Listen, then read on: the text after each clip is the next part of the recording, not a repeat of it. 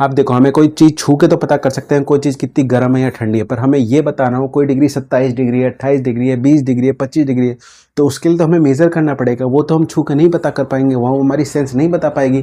तो उसके लिए हम मेज़र करते हैं टेम्परेचर को। टेम्परेचर कैसे, तो टेम्परेचर को कैसे डिफाइन किया जाता है? टेम्परेचर कैसे डिफाइन किया जाता है कि कोई भी चीज़ कितनी हॉट है या कितनी कोल्ड है, उसके मेज़र को, अब देखो मैंने यहाँ वर्ड यूज़ किया मेज़र, उसके मेज़र को क्या कहते हैं? टेम्परेचर कहते हैं। क्योंकि देखो हम छू के तो डिफाइन कर, हम छू के तो पता कर पा रहे हैं कि कितनी ये क्या हॉट है या कोल्ड है, पर ये चीज़ हम मेज़र नहीं कर पा रहे हैं कि एक्चुअल में कितनी है, कितनी गर्म है, कितनी ठंडी है, एक वैल्यू नहीं दे पा रहे हैं। बस हम ये पता कर पा रहे हैं, हाँ ये थोड़ी गर्म है, हाँ ये थोड़ी ठंडी है, बट ये नहीं बता पा रहे ये 20 डिग्री है, 30 डिग्री है। तो उसके मेज़र को क्या कहते हैं? टेम्परेचर कहते हैं। कि हर वैल्यू को नंबर की फॉर्म में बता दे कि हाँ ये 20 डिग्री है, 30 डिग्री है, 40 डिग्री है, उस वैल्यू को बता दे, वो होती है टेम्परेचर। तो टेम्परेचर क्या है कि कोई चीज़ कितनी गर्म है या कितनी ठंडी है, उसके मेज़र को क्या कहते हैं? टेम्परेचर कहते हैं। अब देखो जैसे मैंने एक एग्जांपल लिया, एक कंटेनर लिया, कंटेनर में कुछ पानी है, लिक्विड है, उसके मॉलिक्यूल्स मैंने लिए, नीचे से मैंने आग लगा दी है, और ये जो आपको वेव फॉर्म में दिख रहा है ये हीट है। ये जो ट्रांसफर हो, यहाँ से जो थर्मल एनर्जी आग ने क्या दी? थर्मल एनर्जी दी। ये थर्मल एनर्जी ट्रांसफर हो रही है, और जब ट्रांसफर हो रही है ना, तो इस ट्रांसफर के प्रोसेस को हीट कहते हैं। हीट क्या है? बस एक चीज से, एक बॉडी से दूसरे बॉडी में एनर्जी के ट्रांसफर के प्रोसेस को हीट कहते हैं। ठीक है, अब जैसे ये इसका टेम्परेचर ज़्यादा था, इसका टेम्परेचर कम है, तभी तो हीट ट्रांसफर हो रहा है, तभी तो एक जगह से दूसरी जगह पे चीज़ें जा रही है। थर्मल एनर्जी एक पॉइंट से दूसरे पॉइंट पे, कोई भी चीज़ एक पॉइंट से दूसरे पॉइंट पे कैसे फ्लो करती है कि एक पॉइंट का टेम्परेचर, एक बॉडी का टेम्परेचर ज़्यादा हो, दूसरे बॉडी का टेम्परेचर कम हो, तभी तो एक जगह से दूसरी जगह फ्लो करती है। इसको कहते हैं टेम्परेचर डिफरेंस, इसको कहते हैं थर्मल एनर्जी का डिफरेंस। अगर डिफरेंस होगा तभी आपका क्या करेगा? आपका एनर्जी फ्लो होगा। और इसी प्रोसेस को, ट्रांसफर के प्रोसेस को, एक बॉडी से दूसरे बॉडी में थर्मल एनर्जी के ट्रांसफर के प्रोसेस को क्या कहते हैं?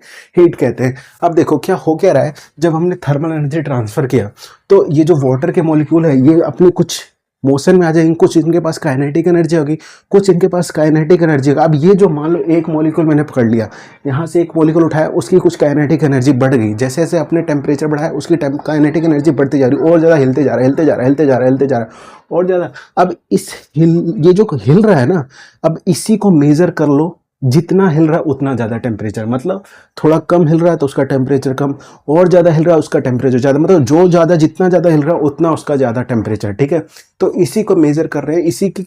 अब देखो इसका ये कुछ स्पीड से मूव कर रहा होगा, ये कुछ और स्पीड से मूव कर रहा होगा, ये कुछ और स्पीड से सब अलग अलग मूव कर रहे हैं। अब एक लिक्विड में लाखों करोड़ों अरबों पार्टिकल होते हैं, हम हर पार्टिकल का तो हम मेजर कर नहीं पाएंगे, तो हम एक एवरेज निकाल लेते हैं कि इस पूरे लिक्विड का एक एवरेज काइनेटिक एनर्जी क्या होती है। तो एवरेज काइनेटिक मान लो इसकी 6 है, किसी की 7 है, किसी की 8 है, एक एग्जाम्पल बता रहा हूँ, अपॉन में जितने पार्टिकल हैं। ठीक है, तो एक एवरेज आ गई। ठीक है, तो एवरेज काइनेटिक एनर्जी आ गई। ऐसे तो नहीं निकालते, निकालने का तरीका थोड़ा अलग है, मैं तो एग्जांपल के लिए समझा रहा हूँ। ठीक है, तो एक एवरेज काइनेटिक एनर्जी हमें पता चल गया, इसकी एक एवरेज काइनेटिक एनर्जी, इसकी जो मॉलिक्यूल की एवरेज काइनेटिक एनर्जी क्या है, कुछ आ गई, कुछ भी आ गई, और उसी को हम क्या कन्वर्ट कर देते हैं, वही क्या हो जाता है, आपका टेम्परेचर हो जाता है। मतलब जितनी काइनेटिक एनर्जी होगी, किसी भी चीज की जितनी भी काइनेटिक एनर्जी होगी, उसके मेजर को क्या कहेंगे, उसके काइनेटिक एनर्जी के एवरेज मेजर को क्या कहेंगे, टेम्परेचर कहेंगे। कैसे? अब ये कोई चीज ऐसे मूव कर रही है, अब इससे कोई टेम्परेचर कैसे बता सकता है? हम तो ऐसे मूव कर रही है, कोई तेज मूव कर रही है, कोई स्लो, इससे टेम्परेचर कैसे पता चलेगा कि ये इसका ये टेम्परेचर, वो टेम्परेचर? उसके लिए जब आप 11th क्लास में जाओगे तो एक चैप्टर आता है थर्मोडायनेमिक्स का, उसमें आप ये चीज डिराइव करोगे। तो टेम्परेचर का फॉर्मूला होता है, उसमें आप डिराइव करोगे बाकायदा। तो वहाँ टेम्परेचर कैसे निकालोगे? यदि ये फॉर्मूला निकालोगे वहाँ पे, ये ई क्या है, ई आपका काइनेटिक एनर्जी है। ई आपका क्या है, काइनेटिक एनर्जी। इस पूरे पार्टिकल का एवरेज काइनेटिक एनर्जी क्या है, ठीक है, वो ई आपका काइनेटिक एनर्जी आपने निकाल लिया। ये कि आपका बोल्ट्जमैन कांस्टेंट है। पूरे यूनिवर्स में कहीं भी चले जाओ, आपका सॉलिड, लिक्विड, गैस, किसी भी चीज़ के लिए, सबके लिए ये के की वैल्यू क्या होती है, फिक्स होती है, जिसमें के की वैल्यू कितनी है, 1.38 इंटू 10⁻⁻23 जूल पर केल्विन। ये इसकी कांस्टेंट वैल्यू है। ठीक है, ये यूनिवर्सल बोल्ट्जमैन कांस्टेंट। ठीक है, अब ये इसकी वैल्यू तो फिक्स हो गई। अब हमें बस ये निकालना है, ये हमने निकाले। मान लो सपोर्ट को एग्जांपल में कि किसी भी चीज़ की एवरेज काइनेटिक एनर्जी मान लो हमने इतनी जूल है, ठीक है, काइनेटिक एनर्जी इतनी जूल है, ठीक है। हमने अब इस फॉर्मूले में डाला, ये 2/3 तो वैसे लिख दिया इंटू, अब इसी काइनेटिक एनर्जी ये रहा, हमने एग्जांपल में दिया, और ये तो कांस्टेंट है, के की वैल्यू कांस्टेंट हमने यहाँ डाली, और ये टेम्परेचर कैलकुलेट किया, मान लो 300 केल्विन आ गया। केल्विन एक टेम्परेचर का मेजरमेंट करने का तरीका है, ठीक है। और भी होता है, फ़ारेनहाइट होते हैं, डिग्री सेल्सियस होता है। तो ये इसका टेम्परेचर कितना है, 300 केल्विन होता है। अब इसको डिग्री सेल्सियस में कन्वर्ट करने के लिए एक इक्वेशन हमें पता है, वो भी हम फुल तरीके से अच्छे से ड्राइव करेंगे, देखेंगे। तो इसको डिग्री सेल्सियस देखो कन्वर्ट करने का ये तरीका है, तो केल्विन माइनस 273.15, ठीक है। तो अगर ये इसमें केल्विन की वैल्यू डालो, 300 केल्विन डाला, घटाया, तो डिग्री सेल्सियस आ गया 26.85, लगभग इस अप्रोक्स कर दो तो ये 27 डिग्री, तो लगभग 27। देखो कहीं कहीं है 273.15, कहीं कहीं ये अप्रोक्स सिर्फ ये हटा देगा, कोई अप्रोक्स कर देगा 273, ठीक है। तो आप कहीं कहीं देखोगे 273, और कहीं कहीं जो एग्जैक्ट लिखेंगे 0.15 भी आगे लिख देंगे, ठीक है, ठीक है।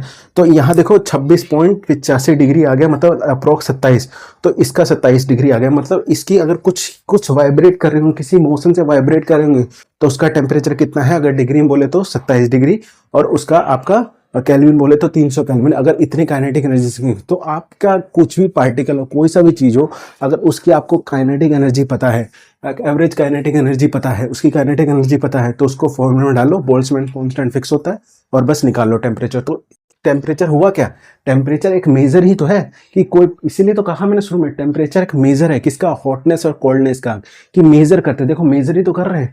हाँ, ये काइनेटिक एनर्जी जितनी ज़्यादा हुई उतना ज़्यादा टेम्परेचर, जितनी ज़्यादा होगी, ई की वैल्यू जितनी ज़्यादा होगी, इसकी वैल्यू जितनी ज़्यादा होगी, तो इसकी वैल्यू जितनी ज़्यादा होगी, मतलब ये मल्टीपल में ज़्यादा होगा, उतना ज़्यादा टेम्परेचर आएगा। तो इसीलिए क्या होता है कि जितना ज़्यादा काइनेटिक एनर्जी उतना ज़्यादा टेम्परेचर, ठीक है। अब देखो जैसे कि टेम्परेचर को नापते कैसे हैं, जैसे आपको कोई लेंथ नापनी है, एग्जांपल के तौर पर आपको कोई लेंथ नापनी है, लेंथ नापने की आप अलग अलग तरीके से नाप सकते हो, mm में नाप सकते हो, सेंटीमीटर में नाप सकते हो, फिट में नाप सकते हो, मीटर में नाप सकते हो, इंच में नाप सकते हो। मतलब एक ही लेंथ को किसी भी तरीके से नाप सकते हो, किसी भी आपके स्केल में नाप सकते हो, ठीक है। तो लेंथ को मेजर करने के अलग अलग स्केल हैं, ठीक है। वैसे ही टेम्परेचर को मेज़र करने के अलग अलग स्केल है, टेम्परेचर को मेज़र करने के अलग अलग स्केल है। टेम्परेचर को सेल्सियस में भी नाप सकते हैं, केल्विन में भी नाप सकते हैं, फ़ारेनहाइट में भी नाप सकते हैं, और रोमर में भी, ये रोमर में भी नाप सकते हैं, ठीक है। तो और जैसे आप लेंथ को मेज़र करते हो किसी इंची टेप से ही मेज़र करते हो ना, वैसे ही इंची टेप क्या है, इंस्ट्रूमेंट है मेज़र करने का, और जो फिट है, इंच है, मीटर है, ये सब क्या है, स्केल है उसकी। तो आप वैसे ही इसमें क्या है, ये सब इसकी स्केल है, और इसका इंस्ट्रूमेंट जिससे नापते हैं उसको कहते हैं थर्मामीटर। तो टेम्परेचर को थर्मामीटर से नापते हो। जैसे आपको मैं एक और तरीके से समझाऊं कि एक और एग्जांपल है, जैसे आप सब्जी लेने जा रहे हो या कुछ और लेने जा रहे हो, कोई सामान लेने जा रहे हो, तो उसको वेट में मेज़र करते हो। जैसे ग्राम में ले सकते हो, आप उसको मिलीग्राम में ले सकते हो, आप उसको किलोग्राम मतलब केजी में ले सकते हो, ग्राम में ले सकते हो, मिलीग्राम में ले सकते हो। तो ये सब स्केल है, वेट का स्केल है ये सब, ठीक है। आप वजन का ये सब स्केल है, बट उसको मेज़र किससे करते हैं, वजन तोलने वाले से ही मेज़र करते हैं। तो वजन तोलने वाला क्या है, एक मशीन है, वैसे ही थर्मामीटर यहाँ एक मशीन है, और ये सब स्केल है। जैसे वजन तोलने वाले इस यहाँ पे स्केल क्या है आपका, केजी, किलोग्राम, मिलीग्राम, ग्राम, ये सब स्केल है, ठीक है। और उसको मेज़र कैसे करते हैं, वजन तोलने वाले से करते हैं। वैसे ही यहाँ पे आपका ये सब स्केल है, और इसको किससे आप मेज़र करते हो, इसका डिवाइस कौन सा है, थर्मामीटर से आप इसको मेज़र करते हो, ठीक है। अब देखो आपके पापा ने आपसे पूछा कि बताओ बेटा टेम्परेचर कितना हो रहा है, तो आपने कहा पापा बहुत थोड़ा ज़्यादा हो रहा है टेम्परेचर। फिर पापा ने आपको फिर से एक बार जोर देके पूछा, बता टेम्परेचर कितना हो रहा है, तो आपने कहा पापा बहुत थोड़ा ज़्यादा हो रहा है। आपने फिर कहा आपके पापा ने कि नहीं मुझे एग्जैक्ट जानना है कि टेम्परेचर हो क्या रहा है। आपने कहा पापा बोला तो बहुत ज़्यादा हो रहा है, पर फिर पापा ने आपको डांट लगा के एक थप्पड़ मार के बोला कि नहीं मुझे ये पता, गूगल पे करके ये बता, गूगल कर ये पता कर कि अभी यहाँ का टेम्परेचर कितना है। तो एक्चुअली में पापा जानना क्या चाह रहे हैं, पापा ये जानना चाह रहे हैं कि अभी टेम्परेचर का तापमान कितना है, अभी टेम्परेचर कितना है, मतलब 35 डिग्री है, 36 डिग्री है, 40। एक्चुअली पापा नंबर जानना चाह रहे हैं। तो टेम्परेचर एक फिजिकल क्वांटिटी भी है जो किसी से ड्राइव नहीं होती है, ठीक है। उसमें फिजिकल क्वांटिटी में क्या होता है कि उसमें कोई यूनिट होती है और उसकी कोई न्यूमेरिकल वैल्यू होती है। तो टेम्परेचर यही तो है, एक न्यूमेरिकल वैल्यू तो है। तो पापा जानना क्या चाह रहे हैं, एक वैल्यू, एक न्यूमेरिकल वैल्यू जानना चाह रहे हैं, तो वही टेम्परेचर है। और टेम्परेचर के 4 स्केल हैं, सेल्सियस में, डिग्री सेल्सियस में, केल्विन में, डिग्री फ़ारेनहाइट में, रोमर में। और जो आप डॉक्टर को देखते हो ना, डॉक्टर के पास जाते हो जो थर्मामीटर लगाता है, देखो थर्मामीटर एक इंस्ट्रूमेंट है, जैसे एक मीटर जो स्केल होता है ना, जो आपका जो नापता है आपका इंची टेप, है ना। तो वो आपका क्या होता है, वो आपका मशीन, एक तरह का मशीन हो गया, उसी से आप लेंथ नापते हो, आप मीटर में नाप लो, में नाप लो, जैसे नाप लो। वैसे ही यहाँ पे थर्मामीटर एक इस मशीन है। थर्मामीटर एक डिवाइस है जिससे आप उसको किसी भी तरीके से नाप लो, ठीक है। जैसे मान लो आपने थर्मामीटर डिग्री सेल्सियस से बनाया है, थर्मामीटर में मरकरी डला होता है, उसमें कुछ मार्क लगे होते हैं। अब उसी से कैलिब्रेट करके उसमें उसको डिज़ाइन किया जाता है कि इतना टेम्परेचर बढ़ेगा तो मरकरी इतना उठेगा। तो पहले से फिक्स हम वो एक्सपेरिमेंट कर करके वहाँ नंबर लिख देते हैं कि इतना उठा, इसका मतलब इतना टेम्परेचर पहले से डिसाइड होता है, पहले से मेहनत करके सब कुछ लिख चुके होते हैं उसमें, ठीक है। अब आप मान लो आपके पास डिग्री सेल्सियस, तो उसको कन्वर्ट कर लो इन फॉर्मूले से। ये फॉर्मूला है आपका केल्विन में दे रखा है, अगर डिग्री केल्विन में आपको चाहिए तो डिग्री, जितना भी डिग्री सेल्सियस आ रहा है उसको यहाँ डालो, पुट करो, केल्विन में आ गया। अगर आपको फ़ारेनहाइट में चाहिए तो डिग्री डालो, फ़ारेनहाइट में मिल जाएगा, ठीक है। तो आप इनसे कन्वर्ट कर सकते हो, ठीक है। आई होप आपको समझ में आया हो टेम्परेचर क्या होता है। नेक्स्ट क्लास में हम देखेंगे व्हाट इज़ हीट, हीट पे हम बात करेंगे, ठीक है। और धीरे धीरे हम सारी चीज़ें कवर करते जाएंगे।